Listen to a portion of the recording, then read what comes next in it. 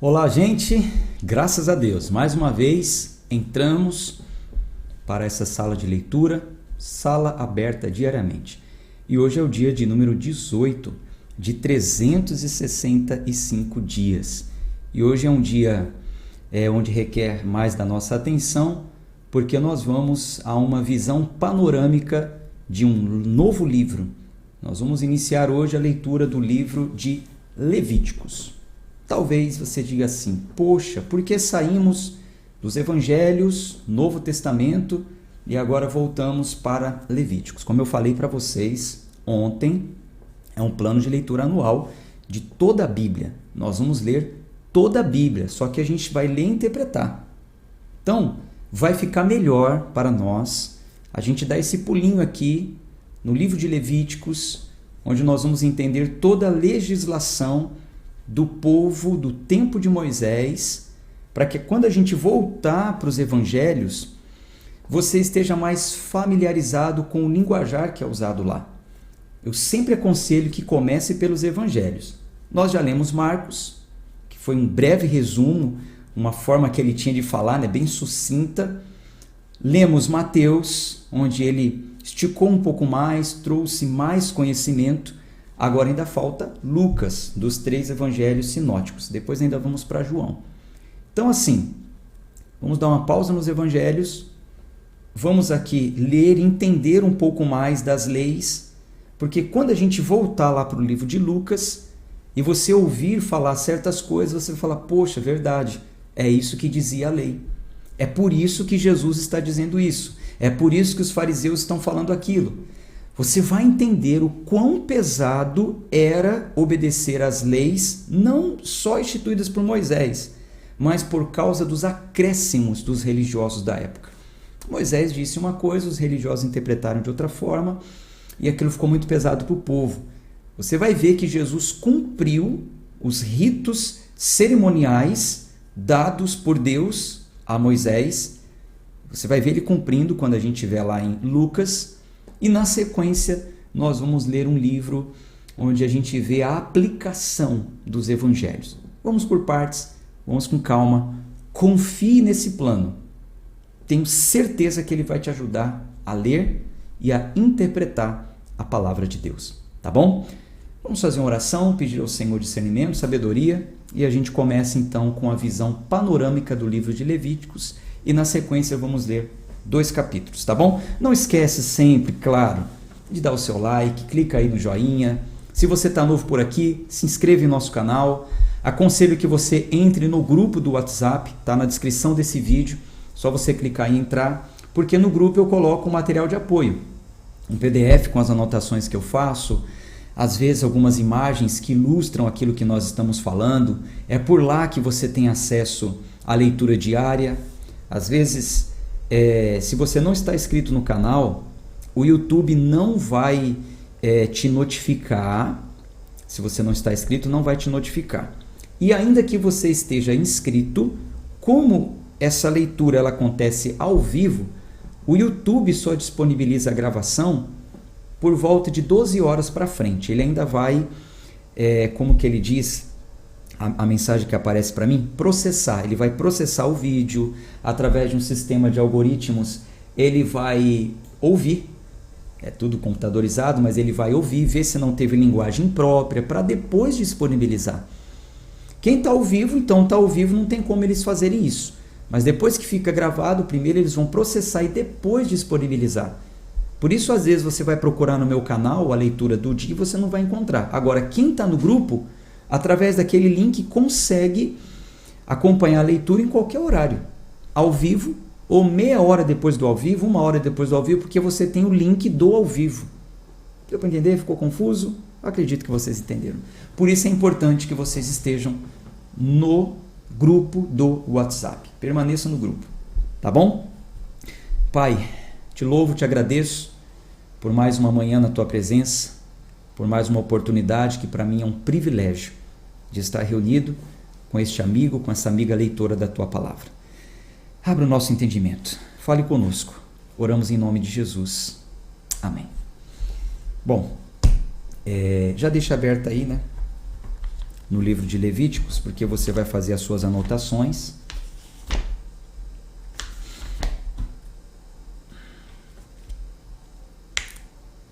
Gênesis, Êxodo, Números, Levíticos, né?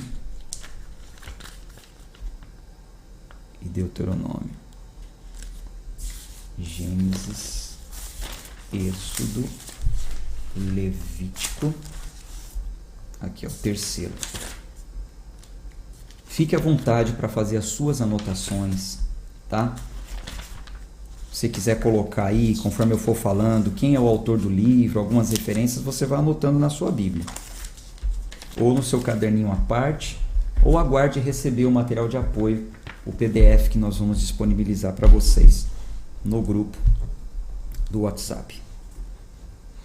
Bom, vamos lá. Visão panorâmica, a visão geral do livro de Levíticos. Quem é o autor do livro de Levíticos? Evidências da Bíblia, a tradição judaica e também cristã atribuem ao legislador, que é um livro de leis, atribui ao legislador como sendo Moisés. A autoria desse livro como sendo de Moisés. Você vai ver que lá no Novo Testamento, no livro de Romanos, no capítulo 10, versículo 5, vou compartilhar com vocês aqui a Bíblia. Vamos ler essa referência aqui, ó. Romanos. Ó. Cadê? Romanos, capítulo 10, versículo 5. Diz assim, ó. Porque Moisés descreve a justiça que é pela lei. O homem que faz essas coisas viverá por elas. Então, Romanos 10, versículo 5 está dizendo que Moisés descreve a justiça que é pela lei. É uma das comprovações de várias que existem na Bíblia, apontando Moisés como o legislador e também como aquele que escreveu. Tá? Então, Moisés aparece como o principal receptor das revelações de Deus do livro de Levíticos. Lá em Levíticos mesmo, no capítulo 1, versículo 1, você vai ver isso. Olha só. E o Senhor chamou Moisés e falou com ele do tabernáculo da congregação, dizendo. Então, aqui você vê que Moisés aparece como principal receptor. O Senhor chamou Moisés e falou com ele. Então, quem recebeu a revelação do livro de Levíticos foi Moisés. No capítulo 4 também, a gente vê aqui, ó, Levíticos capítulo 4, versículo 1. Ó, e o Senhor falou a Moisés. Então fica claro que o receptor é Moisés. Por toda a Bíblia diz que Moisés ele anotou a revelação que recebeu. A gente pode ver isso aqui em Êxodo, no capítulo 24. Deixa eu ver aqui, ó. Êxodo, capítulo 24, no versículo 4. Ó. E Moisés escreveu todas as palavras do Senhor. Veja que Moisés escreveu, ele anotou as revelações. E levantou-se de manhã cedo, construiu um altar, tal. A gente vai ler isso depois. A gente vê lá também no livro de Marcos, no Novo Testamento, confirmando. Lembra daquela regrinha que eu falei para vocês? Tudo que está escrito no Velho Testamento, que é confirmado no Novo Testamento, é válido para a dispensação que nós vivemos. Foi confirmado, então é válido. Se foi descontinuado, é só referência. Não se aplica, não entra como doutrina, não entra como fazendo parte da dispensação que nós vivemos, que é o tempo da graça. Então, Marcos capítulo 10, no versículo 4, confirma. E 5, olha o que diz. E eles disseram, Moisés permitiu escrever a carta de divórcio e repudiá-la. E Jesus disse, e Jesus respondendo disse-lhes, pela dureza dos vossos corações, ele vos escreveu esse mandamento. Então, o Novo Testamento, Cristo confirma que foi Moisés que escreveu os mandamentos. Então, fica claro aqui, nessa visão panorâmica de Levíticos, que Moisés ele é apontado como o autor do livro. Tá bom? Um dos princípios que nós adotamos para a leitura com interpretação da palavra, que é aplicar a hermenêutica, foi nos atermos ao contexto, né? Ao contexto. E qual é o contexto do livro de Levítico? A gente vê que foi em um período de 1 ano, nós percebemos isso ao ler todo o contexto. Já estou te dando o contexto de quem lê o livro todo.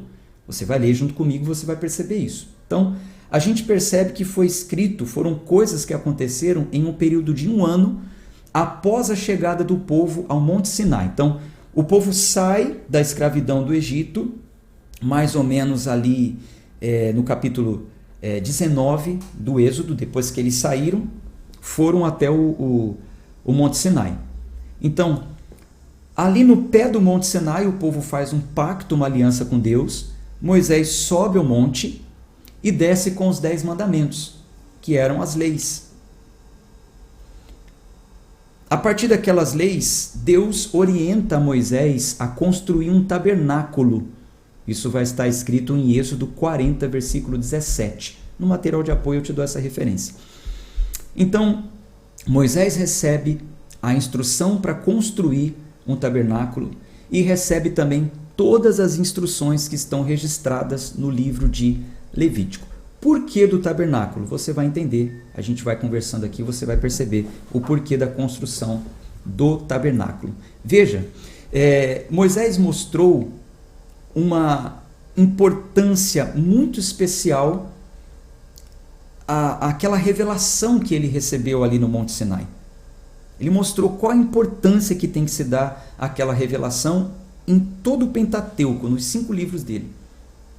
Ele mostra a importância. A gente vai perceber que se repete do começo até o fim de Levítico a expressão: e o Senhor falou a Moisés.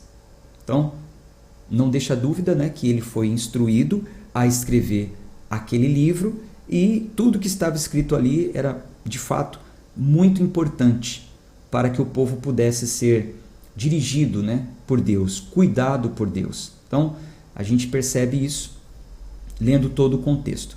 Uma das outras coisas que nós adotamos como princípio para a leitura com interpretação foi: devemos nos ater à intenção do autor. Qual a intenção do autor ao escrever o livro? Então, nós estamos no livro de Levíticos, escrito por Moisés. Qual a intenção dele? O que está acontecendo durante ao ser escrito esse livro? O que está acontecendo enquanto o livro vai sendo escrito? Acontece o seguinte, que esse livro ele fala sobre a redenção de Israel, quando o povo sai da terra de escravidão do Egito e se rende a Deus, aceita um pacto feito onde Deus seria o Deus daquele povo e aquele povo seria o povo daquele Deus, né? De fato, ali realmente uma troca. Eu vou ser o Deus de vocês, mas vocês devem ser o meu povo. A gente vai falar sobre esse pacto quando estivermos lendo o livro do Êxodo. Então Deus chama aquele povo que era escravo a uma liberdade, prometendo ser o Deus deles e levá-los a uma terra prometida. Uma das coisas que ele promete naquele pacto é que ele iria habitar no meio do povo. Eu vou habitar com vocês, eu vou estar no meio de vocês. Daí a construção do tabernáculo, porque simbolicamente o tabernáculo representava a presença de Deus morando com o povo. Deus tinha uma casa, né, entre aspas, para morar ali com o povo, para viver ali congregado com o povo. Era chamada também da tenda do encontro. O tabernáculo da congregação ficava bem no centro, à disposição de todas as tribos. Então, as tribos se acampavam e o tabernáculo ficava no centro, para que o Senhor morasse com Israel. Tá? Agora, é claro, para que o Senhor morasse com Israel, para que Deus habitasse, um Deus santo habitasse com o povo, é claro que era importante que o povo mantivesse um caráter santo, um comportamento ético. Ora, você abre a sua casa para qualquer um morar com você? Claro que não, né? Deixa eu tomar uma água aqui. Fulano, você quer morar comigo? Mas aqui tem regra. Não é assim? Com seus próprios filhos é assim. Às vezes dá na cabeça do filho de ir embora de casa, né? Rebeldia. Aí um dia ele quer voltar. Aí você fala, tá bom, você quer voltar, mas aqui tem regra. Não é assim? E se começar a viver com você e não cumprir as regras? Você é uma pessoa limpinha e quem mora com você não segue tanto assim a ética. Deixa a toalha molhada na cama, deixa o sapato jogado, come e não tira o prato da mesa, não lava uma louça. Você vai chamar a atenção. Então, Deus iria morar com o povo? Sim, mas é imprescindível que aquele povo fosse santo. Então, para que isso acontecesse, veio então os decretos de Levíticos, que instruíram um povo que vivia sem lei, escravizados, a viverem de forma regular, com regras. Então, Levíticos, ele vai regularizar este relacionamento santo através da expiação e da purificação cerimonial. Deus é santo, o povo é pecador. Quer viver comigo? Então você tem que se purificar. Todas as vezes que cometer um pecado, você vai realizar um cerimonial, um ritual de purificação. E aí ele vai falar como isso seria feito. Através dos sacrifícios, das ofertas e toda ordenança, né, dadas aos sacerdotes, e os sacerdotes passavam aquilo para o povo. Então, as leis da pureza eram um código de viver em santidade. Isso tornaria realidade, né, um fato, que a benevolência do Senhor, a graça do Senhor estaria ali no meio do povo. Porque o povo era pecador, mas era perdoado.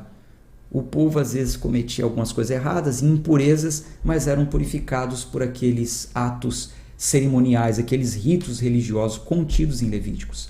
Então, nós vamos ver aqui em toda a visão panorâmica do livro de Levíticos, nós vamos ver 5 ensinos ou 5 palavras principais que resumem esse relacionamento com Deus. Grave isso, anote. Santidade, pureza, sacrifício, expiação e sacerdócio. Então, no relacionamento com Deus, essas 5 coisas são essenciais: santidade, pureza, sacrifício, expiação e sacerdócio. Acredite, todas essas coisas Cristo cumpre no novo mandamento, na nova aliança, e nos ensina a como isso funciona na nova aliança. Por isso a gente precisa entender como era na velha. Quando a gente chegar na nova, vai ser mais fácil de você entender. Vamos falar um pouquinho sobre santidade. O que é santidade? Santidade é a visão principal do livro de Levítico. Deus é santo, então o povo precisava ser santo. O que acontece? Os sacerdotes vão ensinar o povo a diferenciar o que é santo e o que é profano. Como que eu vou saber o que é santo e o que é profano? Os sacerdotes ensinavam isso ao povo. Isso está em Levíticos 10:10. Nós vamos ler juntos. Pureza. O que quer dizer essa pureza? Limpo. Diferenciar entre o limpo e o impuro. Esses termos cerimoniais dizem respeito ao corpo físico. Por exemplo, o meu corpo aqui físico está puro. Está puro.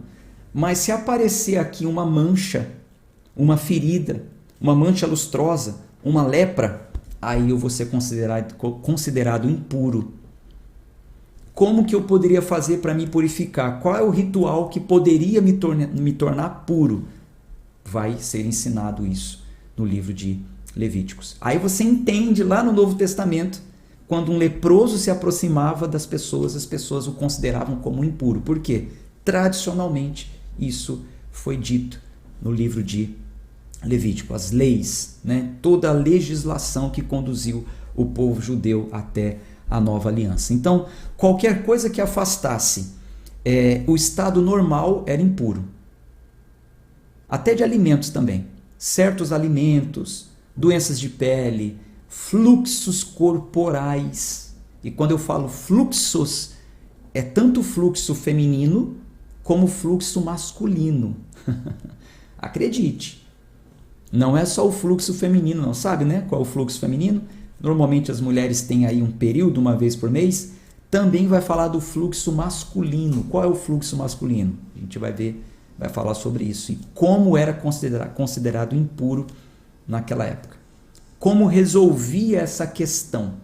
Como que eles poderiam se limpar desses fluxos e de todas essas impurezas. Tá? Sacrifício.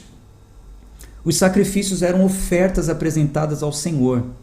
Essas ofertas serviam para expiação de culpa e também serviam de provisão alimentar para os sacerdotes e para as necessidades comunitárias. Por isso foi instituído o sacrifício naquele tempo, ou os sacrifícios. Expiação. O que é expiação? Ou propiciação. Significa reconciliar duas partes. No caso da humanidade e Deus, a parte ofendida é Deus.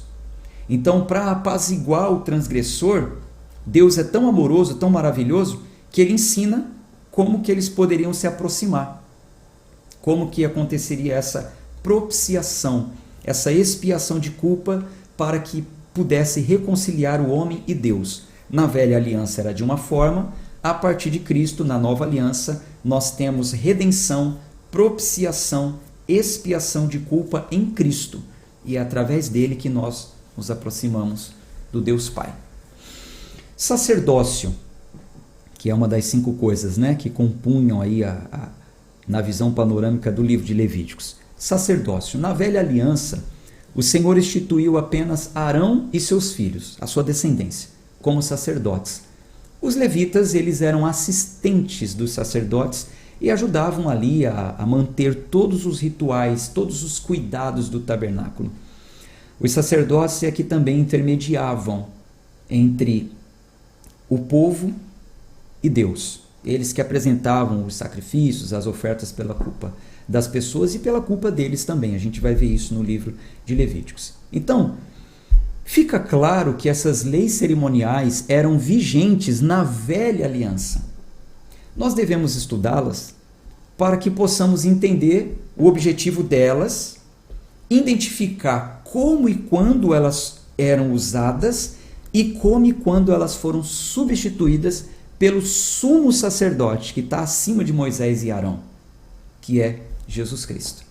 Então nós vamos entender isso. Vamos primeiro estudá-las como era antes, depois a gente volta lá para o Novo Testamento, tá bom? Não desanime, não desista.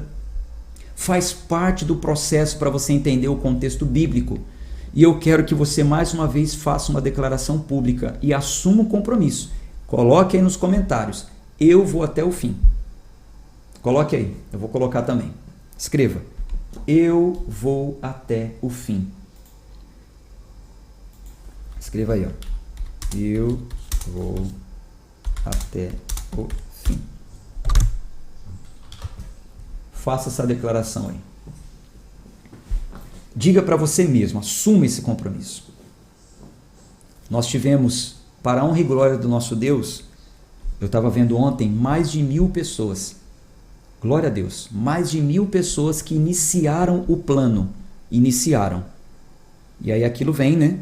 Alguns estão atrasados. Então, iniciaram o plano, segundo dia, terceiro dia, estão vindo. Mas a gente vai perceber também que no meio do caminho alguns vão ficando. E que esse não seja você.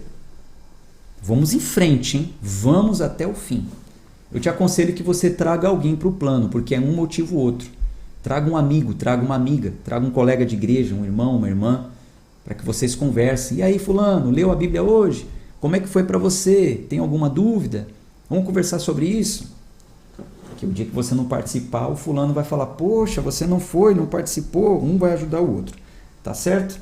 Bom, então agora vamos à leitura dos primeiros capítulos do livro de Levíticos e vamos começar a entender melhor todo o contexto dessa visão panorâmica que eu te passei. Veja, existem 5 tipos de ofertas registradas aqui no livro de Levíticos.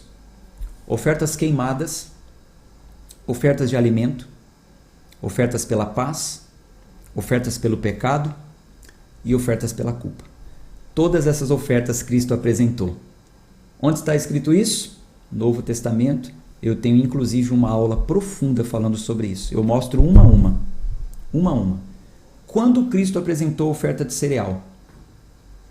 Quando Cristo apresentou a oferta pela paz, a pelo pecado, a queimada, eu apresento uma a uma em um estudo profundo. Acredite, se você está gostando dessa leitura com interpretação e achando que já está ensinando muito, imagine as aulas profundas que nós temos em outra plataforma. Mas não está na hora ainda de eu te falar sobre isso. Mais para frente eu vou te falar como que você pode acessar a plataforma Renovação da Mente.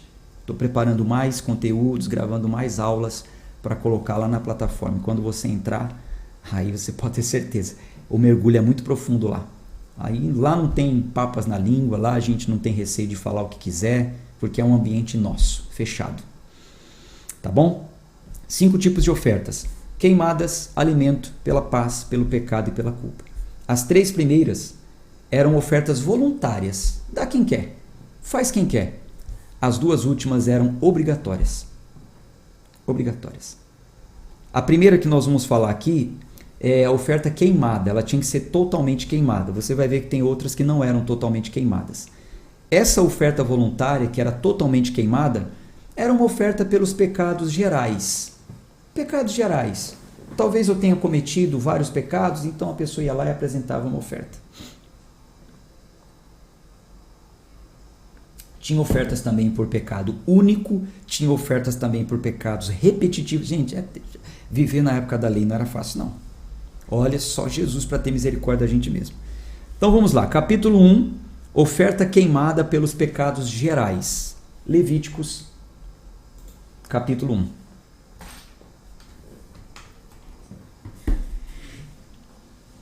Levíticos capítulo 1, vamos ler aqui uma breve introdução que eu tenho no meu aplicativo. É bom que ajuda também.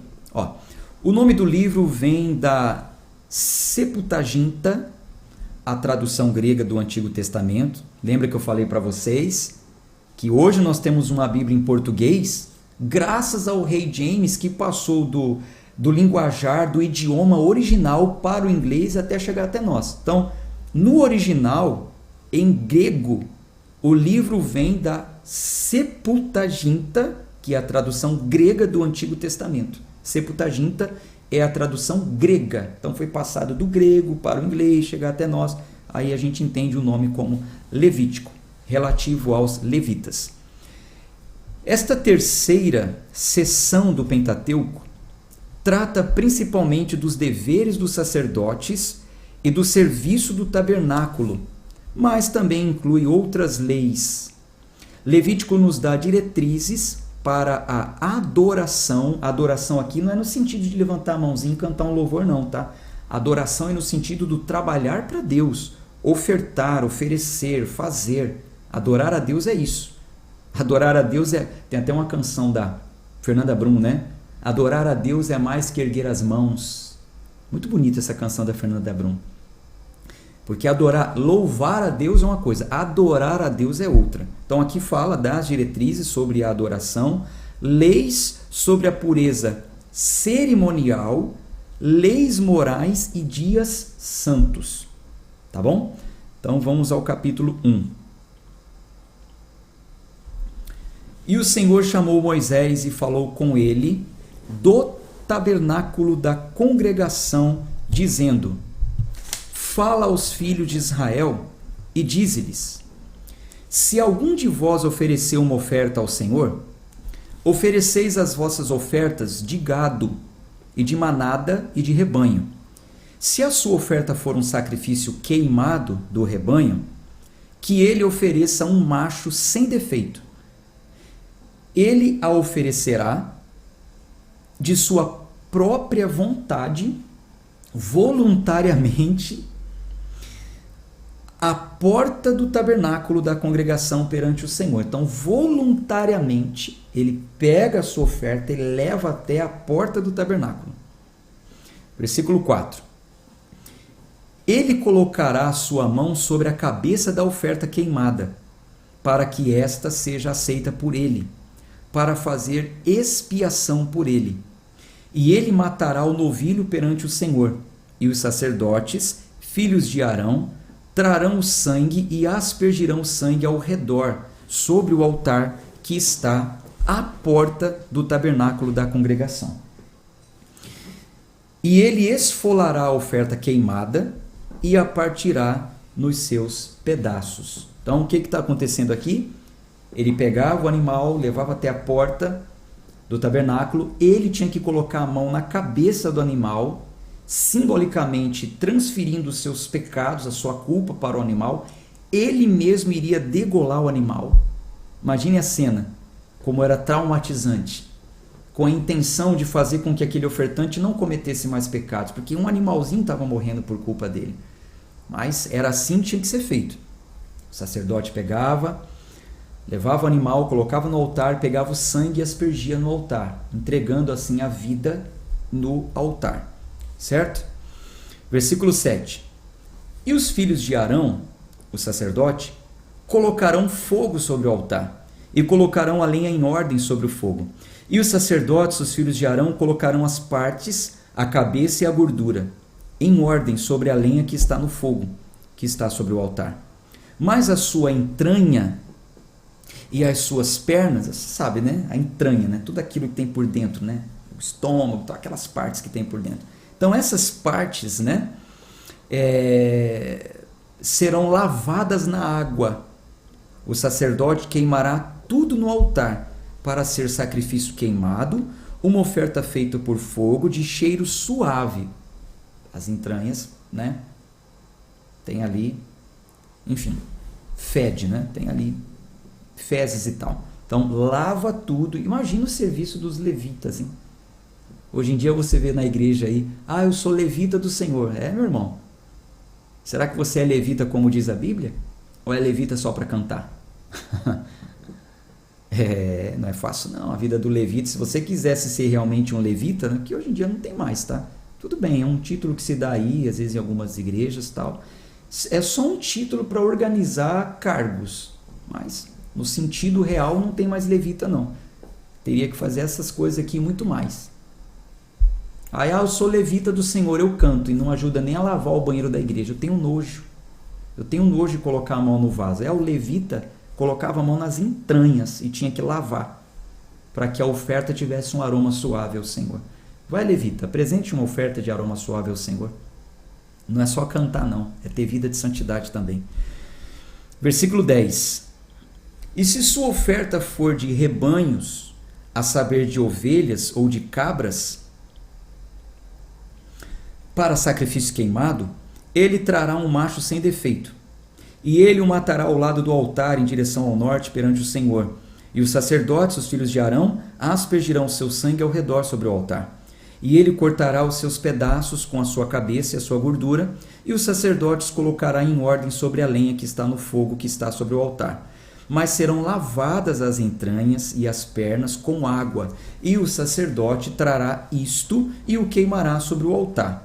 Isto é um sacrifício queimado, uma oferta feita por fogo de cheiro suave ao Senhor. E se a sua oferta ao Senhor for sacrifício queimado de aves, então ele trará a sua oferta de rolas ou 2 pombinhos, e o sacerdote trará sobre o altar, e lhe torcerá a cabeça, né? E o sangue será espremido ao lado do altar. Meu Deus do céu, não é para qualquer um não, hein? E ele arrancará o seu papo com as suas penas e o lançará ao lado do altar, na parte leste, perto do lugar das cinzas. E ele deve fendê-lo com as suas asas, mas não a dividirá. E o sacerdote a queimará sobre o altar, sobre a linha que está sobre o fogo. Isto é um sacrifício queimado, uma oferta feita por fogo de cheiro suave ao Senhor. Vamos para o capítulo 2. Agora, o capítulo 2 vai falar sobre a oferta de alimento. A oferta de alimento era reconhecendo Deus como a sua fonte provedora e de prosperidade. Então as pessoas ofertavam a Deus das suas colheitas, reconhecendo o Senhor que proveu para mim. Era um ato de gratidão, de reconhecimento ao Senhor. Isso mais para frente acaba se tornando como uma lei, como um imposto, né? Dízimos e tal. Enfim, lembre-se sempre que nós estamos lendo um texto que era concernente a um povo que vivia naquela época em uma outra dispensação. Vamos entender para depois a gente ver como isso se aplica nos dias de hoje. Levíticos capítulo 2, versículo 1.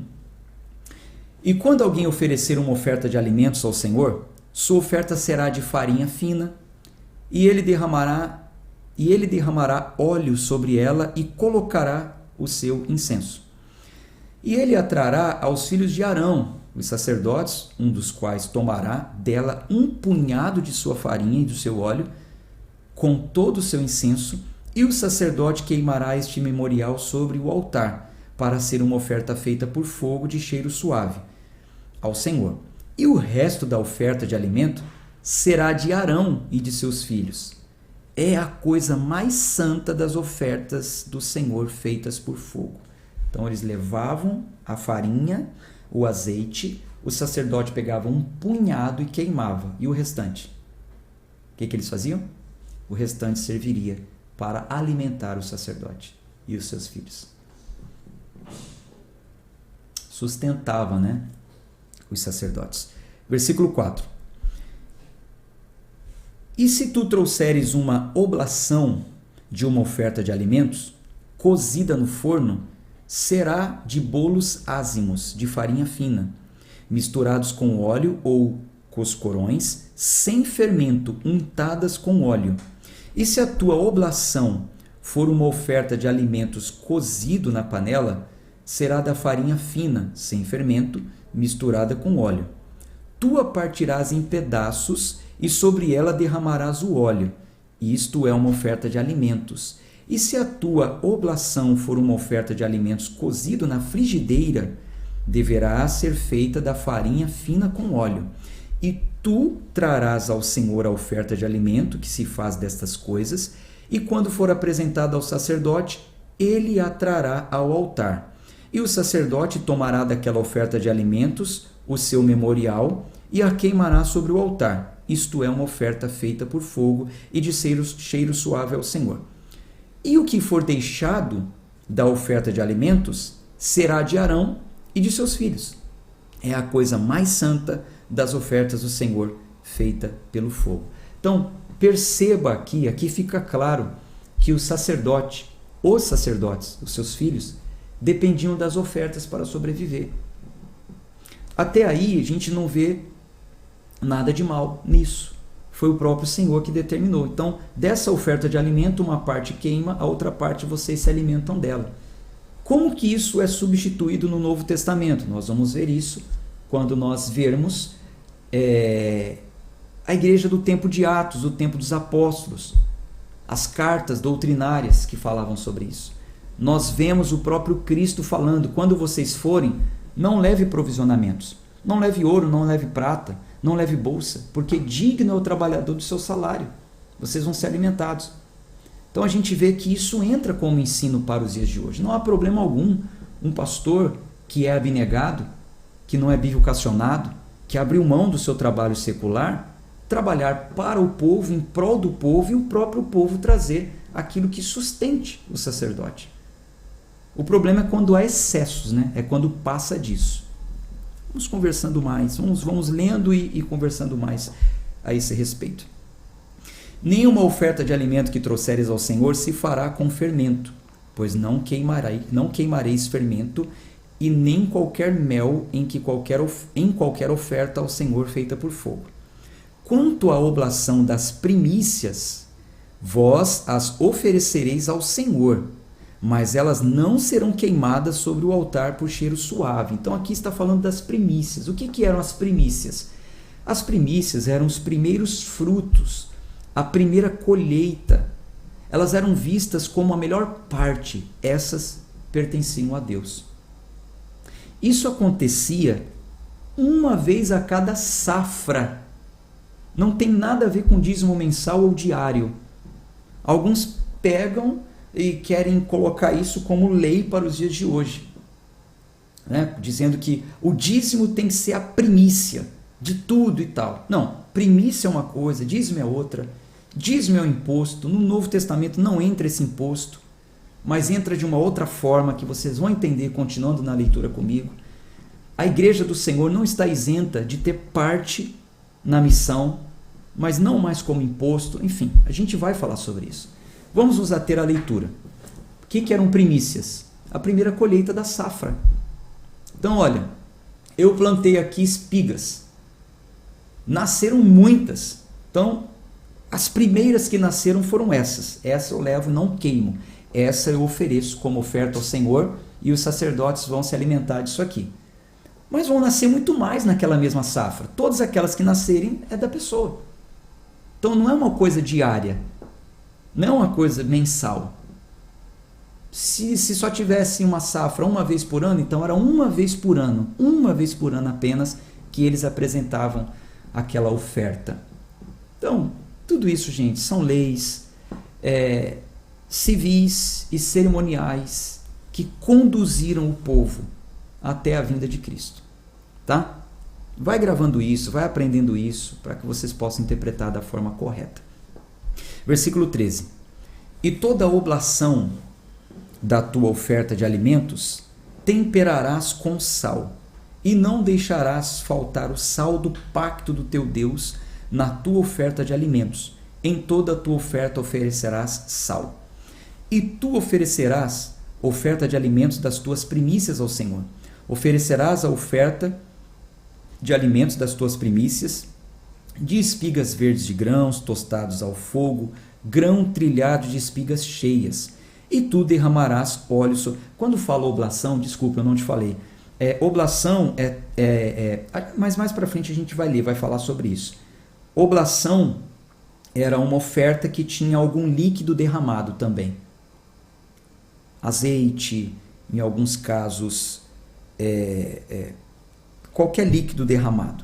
A gente vai ver mais para frente aí. Era uma oferta de oblação. Na verdade, a oferta de oblação, algo com líquido derramado, era uma oferta que anunciava a próxima oferta, que era a oferta de sacrifício. Eu vou falando aos poucos para você ir pegando e entendendo. Cristo também fez isso. Vou te dar já um adianto aqui. A oferta de oblação de Cristo foi o sangue dele derramado.